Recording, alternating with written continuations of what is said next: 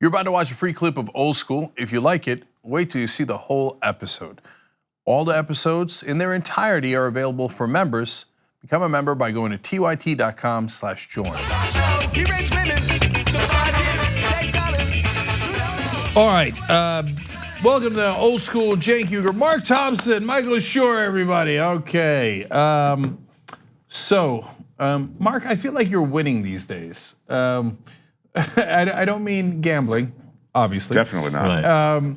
No, I just feel like this momentum towards veganism, like it's building. It's building. Like I'm getting more and more pressure, and more and more people are becoming vegan, and then the food is getting better. That's certainly true. Yeah. There are more and more options. There are more and more analogs to things that you could eat, like burgers and sausages and other stuff. So have you had that Impossible Burger? Oh yeah, I've had that. Now, for me, the Impossible Burger is too salty, but I love the Beyond Burger. We've had that conversation, Mark, about the Beyond Burger. I love the Beyond Burger. It is. The Beyond Burger is beyond anything. It's so good. It's the best not food.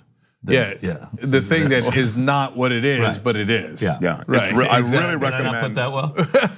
People should try it. And if you're watching this in some rural community that doesn't have it, you get on whatever, there's Beyond Burger, probably .com or Amazon or wherever, and have it sent to your place. They'll send it to you frozen, and you can, thaw it out. It's great, the Beyond Burger. But anyway, that's good to hear you say. I had to say something, and that is, I was in Southeast Asia, in Vietnam, Cambodia, Laos, and it's tough to remain optimistic about the plight of veganism and trying to turn the world away from eating animals and using animal products.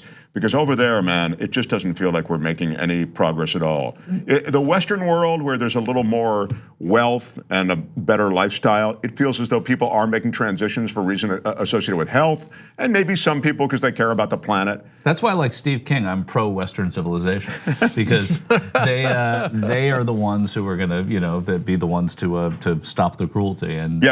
But truthfully, I think you have to also rein in your goals. You're never going to change Southeast Asia, and I think you got to work on this country. Yeah, so don't be bummed out by Southeast Asia. You're saying look at the good stuff, as Cenk says, that's happening here. Of course. No. Look, I don't agree with either one of you. Southeast Asia. I'm with you. Cenk will be the last one to the party. No. It's just a matter of economic development. That's all it is. And so, of course, will we all become vegans one day? Maybe. I don't know. But if we all become vegans, well, so will Southeast Asia. This is still a little later, right? Yeah. I hear. I mean, it took them a while to take our jobs. Right. And so it'll just take a little longer for them to take the veganism. Right. They'll be manufacturing our Beyond Burgers over there. If you talk to, last thing on this, if you talk to people about the animals associated with it, how the animals are treated and how they're raised, and the torturous, awful, horrific conditions, most people have the heart to go, I don't want to be part of that. It's just a question of time then, as you say, as to when they can completely push that plate away and really go plant-based. But a lot of people I've spoken to your thought, are saying they're cutting down. For a lot of humanitarian reasons. I'm doing that too. But I'm not there yet. But I'm cutting down. I had half a chicken just now, but one day instead of the whole chicken. I only had chicken soup. Not even the chicken. It's getting. You know what's great about Mark has one of the greatest sense of humor. Loves to laugh. When you talk about this subject, never. There's no kidding around about this. There's no, making the vegan joke. There's no, right? Oh, I'm sorry to hear. You're probably right if you say so. I guess I see it it's such a horrifying thing what we do to these animals. But I try to maintain some sense of humor. You don't like the we're all at the steakhouse and the steak's great, Thompson. You don't like that joke. You don't like the hey, we're at Chick-fil-A. Oh, this is really good. You should try this. No, you don't like that. Yeah. Have you ever been to Chick-fil-A? Yes. Yeah, and Cenk, you have? Well, I'm the last man standing. I still have Chick-fil-A banned for their anti-gay stance. Right. That would be another reason not to go. In college, by the way, that the LGBTQ community, I believe, or I want to believe, but I do believe that they said it's okay now. They've turned a corner there. And, yeah, well, I'm that Kathy died and the son to whatever. Yeah, right. So no, I'm that guy, the Japanese guy in the cave that comes out in 1972, going, "Did we beat the Americans?" Right, yeah. I'm also not 100% because sometimes you want to, like, you root for something to be right about a boycott, especially. Like, oh, I heard that they're okay with you. All right, good. Let me give me. No, exactly. Right? You know It felt like a rationale when you said it. I heard they were okay with it. I did because I have my gay experts that I go to. I was like, can I have a Chick-fil-A sandwich? Sure. Yeah. But I used to go in college in Charlottesville. There was a mall, the Fashion Square Mall, which I'm sure there are Fashion Square malls all over this great country. And you have to drive to the Fashion Square Mall because it was the only Chick-fil-A around. And we used to drive there. And it was the best. The lemonade and the chicken. It's like we'd never had anything quite like it. So when it started going bigger, it was great. But again, like so many things, it's great to have just had it in the South. It's great to just get your shaving cream at the place that only sells it in, I don't know, London or Chicago. You know, this whole globalization of product sucks because everything is everywhere now. Well, it's funny you say that because I was talking about this Chick-fil-A in the context of the Super Bowl because, they have a special Chick-fil-A restaurant in the Atlanta Superdome. Right. If that's what it's called. That's where it started, in Atlanta. So they're gonna, because it's on a Sunday, Super Bowl, and of course they don't serve on Sunday. Right. They're not gonna be open for Super Bowl Sunday. Imagine all that business that they're not going to have. Think of how much money they are making if they can do that. You know what I mean? Well, first of all, why are they in a football stadium? I don't know if they know this. All the games are on Sunday. It's true. That's a great point. Like when do they open? What were you thinking? It's not just the Super Bowl. It's the 8 other Sundays the Falcons play. Hey Jerry, I just wanted to mention something. I just realized this. Our new Chick-fil-A restaurant in the stadium. Right. Every Sunday they have a game there. It's on Sunday. You understand? Yeah. So hello. Yeah. I got good news and bad news. We're the Superdome. Right. Bad news, they play on Sunday. I guess there's a lot of other stuff that happens there. Yeah, and what kind of Americans put religion over capitalism? Right, that is the religion, isn't it? Yeah, money is the religion of America. Right. That's right. So in a sense, it's admirable because they're taking time out for real religion instead of worshiping the dollar. A real fake religion. Yeah. Well, whatever it is. No, I actually do think that's admirable. If they emphasize the love part rather than the hate part, which was what got them in trouble before, then I think it's in and out. It's burgers here in LA. That checks off your box. They're regional. They didn't go all over the country, right? They're very religious, but they're good guys religious, right? I don't think they're as good as Chick-fil-A. I think they're overrated. Well, really? That's your people opinion. That seem wildly they are. enthusiastic about I think it's just like jumping on a favorite. I don't think they're as good. And they're good to their employees also because they're good Christians, right? And they make a ton of money. Like you actually can set up win-wins. Yeah, and the owner is the heir. Her parents had it, and she's the only child of it, and it's still privately held, and she's the youngest female billionaire in America. Oh, that's right. I remember reading a profile. Oh, wow. She's the youngest female billionaire. Yeah. Okay. So I don't want to know anymore because it's a good feel-good story. I don't want to find out she's a Republican and lobbied for tax cuts. I don't want to hear any of that. I just want to enjoy it now without any of that hassle. Okay. Right. That's a good idea. They did give money to Republicans, and we were going to do a story about it. And I forget exactly what it was because we didn't do the story because it turned out they gave to a lot of Democrats too. And they're like, all right, just come home and don't do the story. So it was controversial. I forget what it had to do, something to do with maybe Kavanaugh. I don't really remember. And True Cathy, who started Chick-fil-A, also one of the big backers of Habitat for Humanity, which is a great, also religious, but unbelievably effective organization. So there's... I apparently like religious people who make food. Because the Little Debbie snacks, they're also very religious. Is that right? They don't deliver on Sunday. Luckily, the grocery store doesn't mind because it's open every day. I recently learned that Manischewitz wine is religious. The people behind that are religious. Really? Yeah, you wouldn't believe that. Yeah, that's one surprising. Is less surprising, Michael. I got news for you. Oh. Okay. but Nutty Bars made by Little Debbie. Delicious. Those are good. And also those oatmeal cream sandwiches. They're okay. They're okay. No, you're wrong. They're great. Okay, all right. I hear you. And they're a quarter. We got nothing but love for Little Debbie. They're a quarter. I know. For a long time, like Little Debbie, the nutty bars were like 99 cents for about 4 decades in a row, right? Then they were like, all right, God damn it, $1.19, right? And now they might be all the way up to $1.39. There's 12 of them in there. That's all they are. That's unbelievable. Dozen for a buck. Yeah, that's crazy. It's like the best deal in America. Yeah. Religious people, God bless them. He has. So now I have like 28 other things to say about all these topics now that we brought them up. Again, you're thinking about don't go regional. Now I got cases going both ways. Oh, by the way, of course, Old School, sponsored by shoptyt.com, where you cannot get this shirt because this was just for the Amplify program and it's now over. But still, you can get other my shirts. favorite shirt, which I've worn proudly. In fact, I've worn it so much that it's being laundered tonight, so I can't wear it. And that is the Genius shirt. Very stable Genius. Yeah. Stable Genius. Oh, that's awesome. The Genius shirt is, to me, everything you need to be reminded about when it comes to our president. That that's he right. would say it, his state of mind, it's all right there in that shirt. And they also make a hoodie. You can also get that. Yeah. So almost every time I wear the Very Stable Genius shirt, even when people don't recognize me, they're like, oh, good shirt. Yes, good exactly. Shirt. Right. Exactly. It's got nothing to do necessarily with TYT right away. Although you get it at the TYT shop. Shop TYT. I know, it's shoptyt.com. Not the TYT but shop. You're right. The shirt stands on its own. That's why I love it. Yeah. Yeah. And speaking of Trump, I'm just gonna keep diverting because it's old school. Who cares? One of my favorites was today when he said, Nancy Pelosi, or as I call her, Nancy. Right. You remember at the RNC when they were introducing Mike Pence? And they're like, he's such a great guy, Mike Pence. But back in Indiana, we call him Mike. I totally remember that, yeah. Because that's his first name. That's why it's not a nickname. The nerve of the president calling her Nancy. Yeah, but Brad explained it in the postgame a little bit earlier today. Apparently, if you leave a putt short in golf, they say, oh, you're Nancy. Okay? Oh, is that right?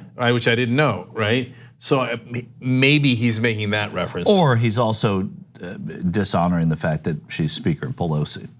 He's just calling her Nancy. You know or he's senile or never not senile, but never had a brain to begin with. Right. Look, this conversation reminds me of how we try to somehow ascribe some loftier plan to Trump's remarks than actually exist. I mean, the truth is, I liked your first take, which is Nancy, because he couldn't think of anything else to say. That's it. But then we, sort of go, well, maybe he means this. By the way, I don't think he meant that, but I think the people that are criticizing, like, yeah, he just meant Nancy. We call her Nancy. Oh, that was it. Yeah. Right. Yeah.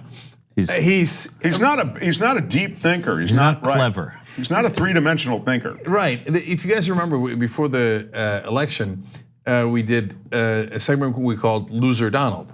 And it's not clever because it's just, what do you mean? It's just loser. Where's the pun? Where's the rhyme? Yeah. Where's the play on words? What is it, right?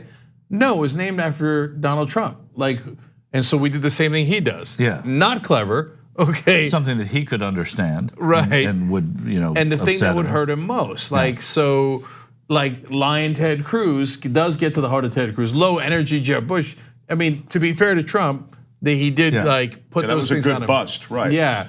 And what would hurt Donald Trump, and what's the most true thing about him? He's a loser, right?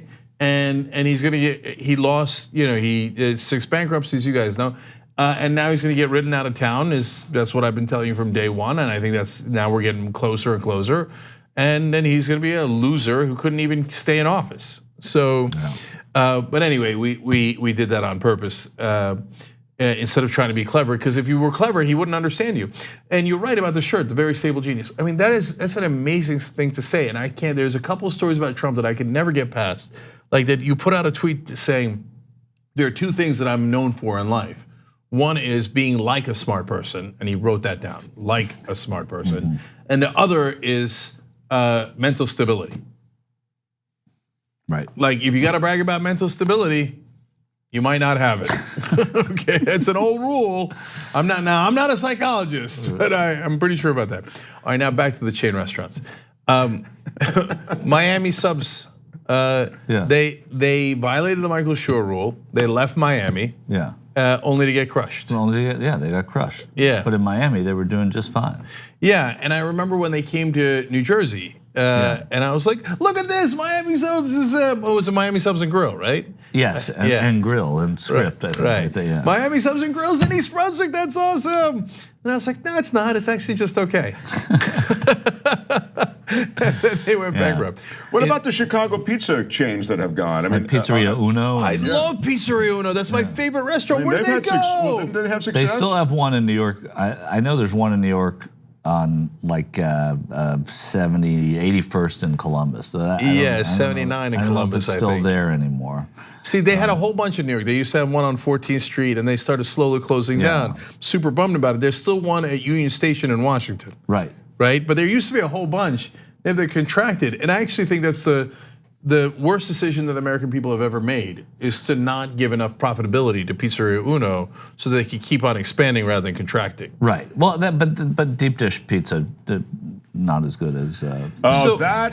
Thank you. There's a fork in the road there. I don't know that you can really say that. I will say that on this issue, you have your opinion, and I'm right. No, exactly. I was going to say something similar, which is that on this issue, you're completely, horribly wrong, and there's literally not a shred of right to your argument. Well, it's funny enough, I stand in the middle here, and not a place I'm accustomed to. There is no middle here, Cenk. You're wrong if you stand in the middle. No, and I'll tell you why. So Michael is originally from New York, so he's arguing for New York pizza over Chicago pizza. And I actually think when I went to Chicago, perfectly good deep dish pizza, and people in Chicago are going to get more mad at me even though I'm in the middle, right?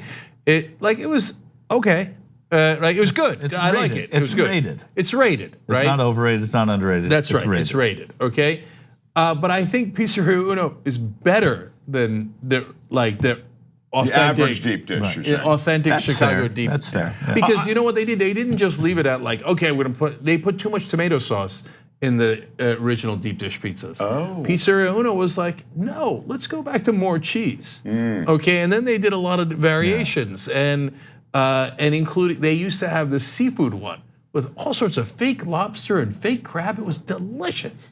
Okay, and then they had a buffalo chicken one. Oh my God, die for. Who would order the deep dish seafood fake crab? Oh, right here. It was fantastic. I miss it to this day. Every once in a while, I'll be jogging, and there's a little bit of irony in that, and I'll think, that fake seafood pizza. That was so good. Fake seafood pizza.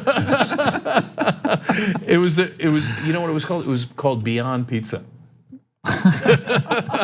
I like it. And you can have it sent to you wherever you are in the country. I think the truth is, if the truth be told on this issue, they are two very different dishes that are a little like comparing movies for the Academy Awards. I don't think you should be doing that either. It's ridiculous to compare Green Book and Bohemian Rhapsody, and I think it's also ridiculous to compare deep dish pizza and thin crust pizza because they're different taste experiences. Yeah. One is by definition doughy and rich and maybe even fork and knife. The other is grab it, the thinner the better. So if truth be told, I just think they're so different you can't compare them.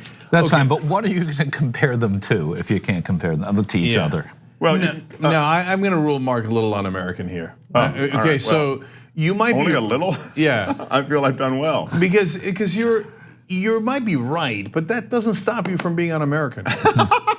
Because you know what we do here in America? We compare things. Okay, being against the Oscars, and we make lists and we give awards and we compare things. Yeah, what kind of? You're right. But that doesn't stop you from being un-American. That's right.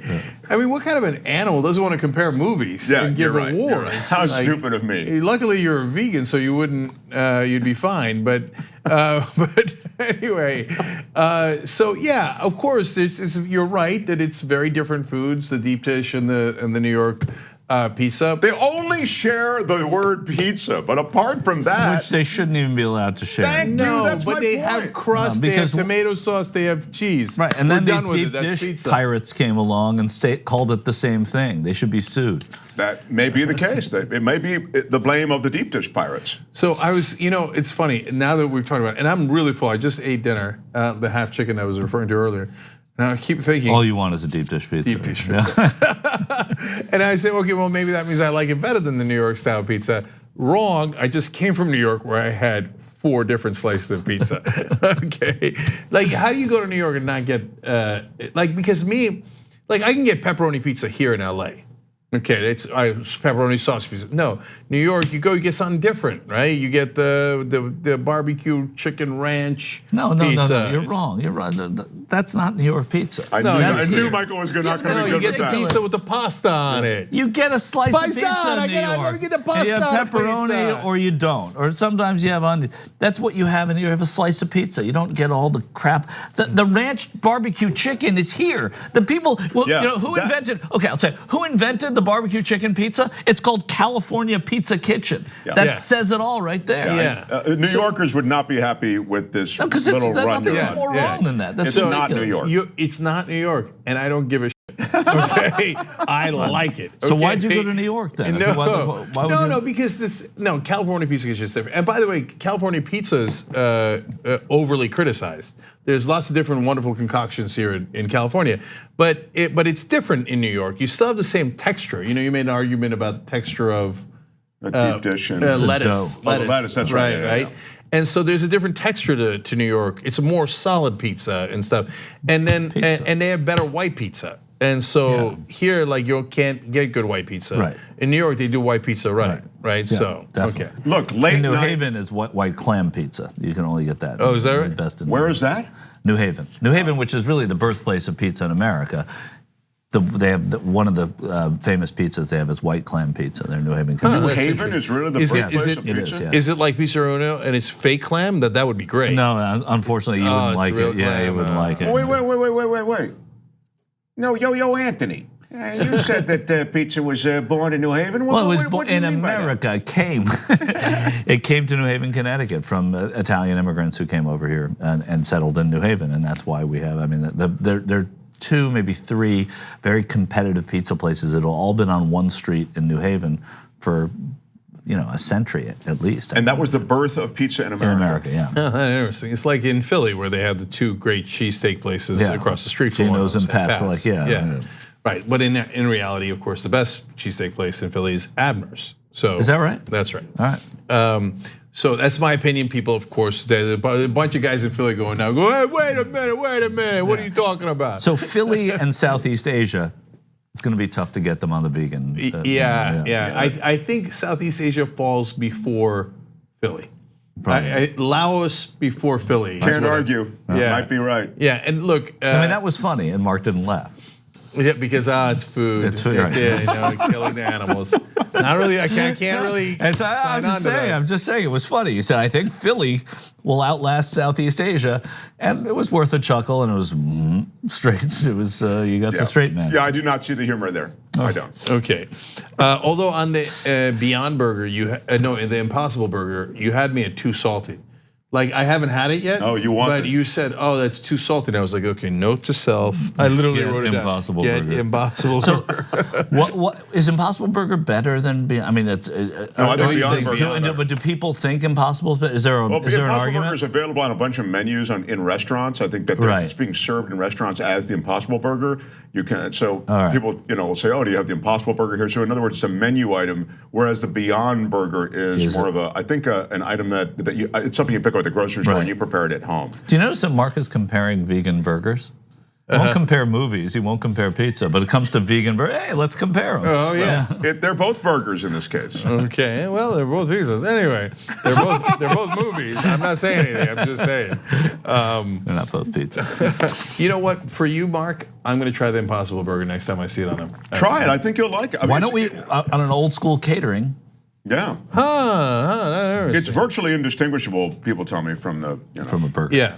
And like the other day, I tried a radish for Ben because Ben made a spirited defense of radish, where he argued that radish was wonderfully neutral, and I was like, neutral? I thought it was negative. Okay, so the other day I had a salad with a radish on it. I was like, let me try the radish. I normally brush it aside, right? Because I'm originally from Vietnam. I'm just playing, guys. Anyway. And I tried it. I was like, yeah, it is quite neutral. There's nothing offensive about it. I think it's spicy. A radish has like a tiny spice. No, it's not spicy. Well, it does. It has a bite. It's got personality. It's got a bite. It's not neutral though. No, it's got some personality. There's a great vegan restaurant in Washington D.C. called the Fancy Radish, and I recommend it. That one's got extra personality. And that is, go radish crazy there. Yeah. Okay.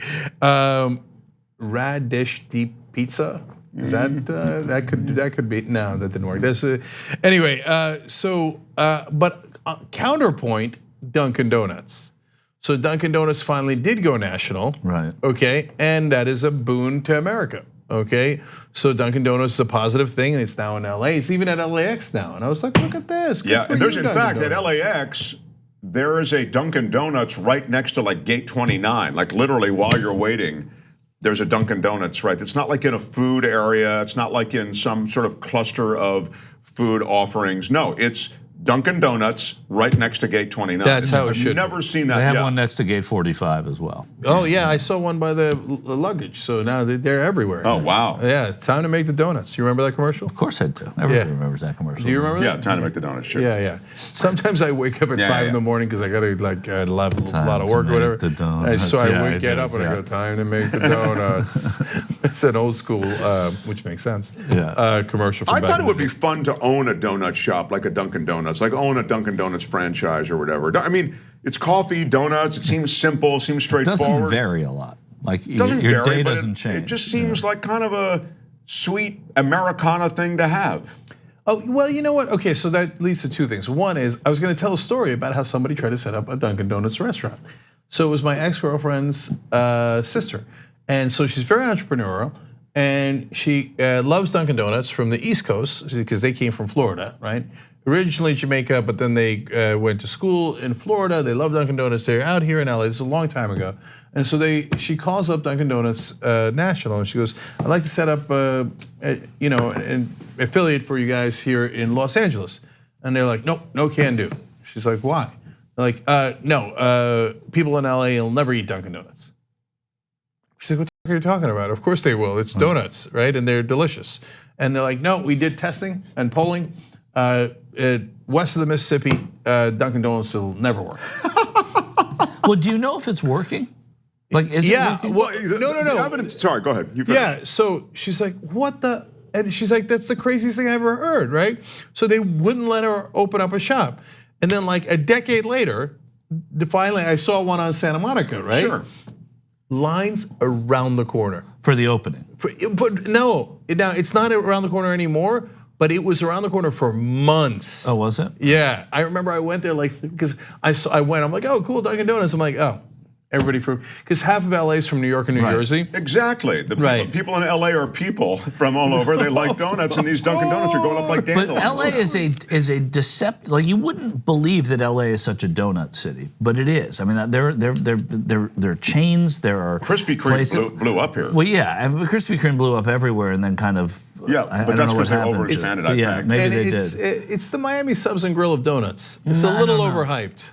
Krispy Kreme was really good. It was really good. Yeah. Not buying it. I think it's I very greatly But prefer the Dunkin' the Donuts. thing is that there is a donut culture here already that predated Dunkin' Donuts. I don't know how Dunkin' Donuts is doing. I don't know if it's doing really well here. I mean, airports are airports, so people from everywhere are going, and they've also made a lot on their coffee, which people think is really good. Their coffee's good, yeah. So no, I went not the first day, but like the first week, and I saw like the line around the corner. I was like, that I just kept driving. Went somewhere else. I'm not going to stand in line for that. I don't have time for that. And then 3 months later, I went back, and there was still a line. Yeah. So there isn't any. Some of those same people from the first time you went. Yeah. That's how slow the line was moving. Maybe that's why they're not doing so well. I mean, you got to serve those people. That's true. Yeah. You mentioned what was the mall in your area? Fashion Well, Square? this is in Charlottesville, Fashion Square Mall. Fashion Square yeah. Mall. So in East Brunswick, it was the East Brunswick Square Mall. Okay. Okay. You'll never guess why. Anyway, so by the way, I had real topics. We'll get to those in the last 10 minutes. And I remember we would walk around the East Brunswick Square Mall, and we thought we were going to pick up girls, right? We just walk around the mall, and we'd look at the girls, Right. I think the part we were missing in hindsight, now looking back on it, was you had to actually talk to them first. Yeah. And we never got to that part. We were waiting for them to look back. Yeah. And then, No, I had that problem. We used to go to the beach at the summer times outside of Washington. It was either you're going to Ocean City, Maryland, or you're going to Rehoboth Beach, Delaware, one of these places. And I always heard that, hey, dude, you just have to wait until late at night, and then girls walk the boardwalk, and all you got to do is everybody's looking to hook up then. Okay, that was like 16 or whatever. I'd never even been out on that date, and I'm walking, just like you, Cenk, and but. Mark, you've got to talk to the girls. They don't just come over and go, "Hey, sailor, what are you doing?" I mean, it's not a So they don't say, "Hey, loser, you want to hook up tonight?" Yeah. So. Hey, I noticed you walking around the mall like a creeper, and I thought I should come up and talk to you. It seems like you're here every week. Yeah. Bora would come over from Turkey, and then he's like, "Oh, we got to go to the mall." I'm like, "Bora, okay, we'll go to the mall, but again, we got to actually engage in conversation." And he's like, "Oh, no, it'll work. It's just how little there was to do, really." Yeah. So my cousin from Turkey was insane. Well, anyway, so he's like, he would hear that I couldn't get laid in America because I couldn't get laid in America. And at the time I was 16 or whatever I was, and he's like, "Oh my God, you must be the worst of the worst." And I was like, well, point taken, right? Not as bad as some others. Right, but I'm like, why? Why do you think that? He's like, it's America. He's like, all the girls sleep with you immediately. You just have to ask them. They just give it to you right away. I'm like, I live there. That's not true. Right? And he's like, no, I know. I'm like, how would you know better than me? You live in Turkey, I live in America. And he's like, no, Cenk, if you go to the airport, they'll just lift up their skirt and they don't even have underwear on. Like, you've never been to America. What are you talking about? That's not remotely true. And he's like, man, this poor schmuck. He thought I just didn't figure it out. All I had to do was come up to them and go, hey, I'm here. And they're like, oh, right away. Right, because you're in America. Yeah. That was the rep. I mean, that was the rep overseas, is that the American women are, and first of all, American women do tend to favor guys with accents, with sort of that exotic back. I mean, that is something that does work over here pretty well. Yeah, well, depends on the accent. So if my cousin had come over with his Turkish accent and be like, I would like to have sex with you right away, I don't think this would have been the answer. Yeah, I might have a point there. It's amazing what people believe. It's amazing. He did once get me to try to catch the sun with him. So hey, there's a history there. We walked along the beach. He's like, if we just go a little further, we're going to catch it. See, it's coming towards us, and we're going to just intercept it. Now, to be fair, I was 6 and he was 7. Yeah. So you were 24. Right. And our parents did panic because we walked a long way. Come to find out, it went around the other way. He's like, I didn't see that coming. At least you went through a lot less than Columbus did. Okay, so for the YouTube audience, we're gonna have to leave you now, but you're gonna miss a story about a guy on a plane who answered the phone, "It is I," and what is wrong with that sentence, okay? And a lot of other fun topics. Anyway, much love. Members, obviously, stay here, and if you wanna get the whole show, tyt.com/join. Actually, you can do tyt.com/trial. That's a week free, and then you can binge watch old school archive episodes, okay? Because we've got archives too. All right, thanks for watching this free clip of Old School. Don't forget to become a TYT member today for the rest of the show and for more exclusive content throughout the network. Join now at tyt.com/join. We found television's best kept secret, a public